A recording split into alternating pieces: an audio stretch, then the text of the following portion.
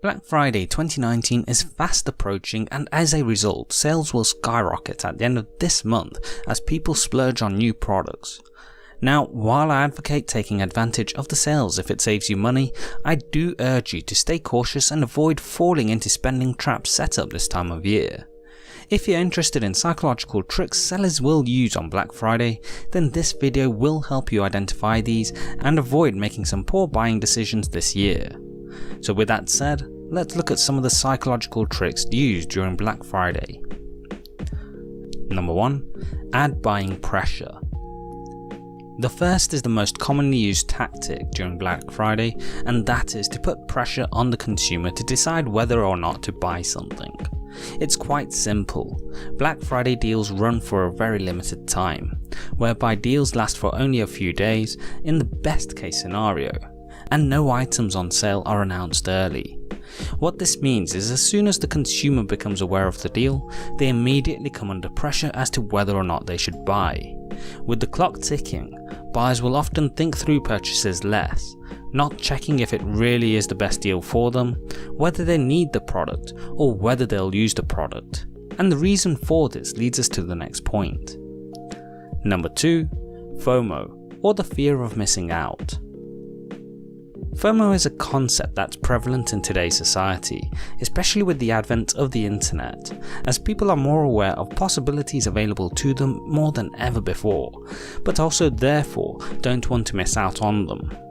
This principle is used as a sales technique time and again, and Black Friday is an ideal opportunity for companies and salespeople to apply it. After all, Black Friday deals are often marketed as the best deal you'll possibly get, and one that isn't likely to come around again, certainly not in the short term. This goes back to the previous point, where consumers are placed under huge pressure and don't want to potentially miss out on an amazing deal. But it's critical to be aware sales are frequent today, and chances are you will get a similar opportunity in the near future. Number 3. Evoke consistency. You might think Black Friday comes and goes each year and is a one-time deal, but in reality it's actually incredibly well thought out and marketed. For example, many people in various industries will start talking about Black Friday early on, capturing interest on deals you might be able to get when the sales occur. From there, they will slowly buy into your trust and use a method of consistency to increase potential spending, initially in smaller sales before they build up to the main day. Amazon is a great example of this, as if you go to their site today, you'll be shown a number of icons for sale items, all in red to help them stand out, and in the coming weeks you'll see more sales coming to the site, particularly flash sales of small items to get the selling ball rolling, before we reach Black Friday, which is when they'll advertise the biggest items available for amazingly low prices.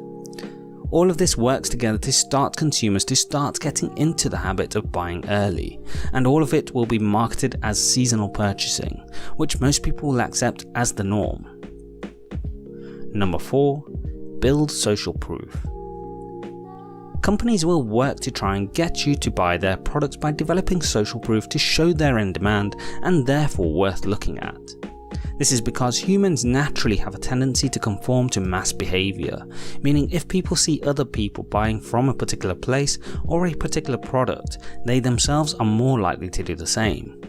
Therefore, many companies will target markets by building influence and social proof that they sell the best products and at the best price, often by working with companies that have an influence, or in today's world, directly with influencers online.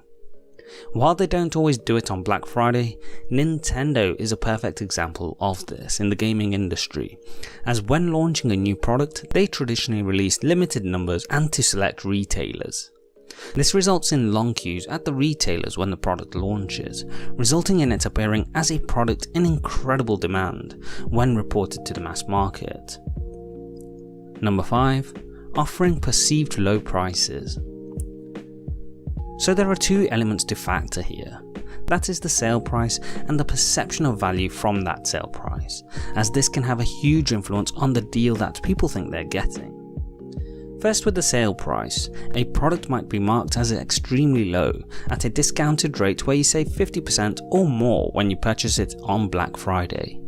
Now, without getting into the legalities of the market's price, what's usually worth noting is that while the product is discounted, the product itself might regularly be put at sale prices through the year and thus might be available on a deal at a number of times in the year.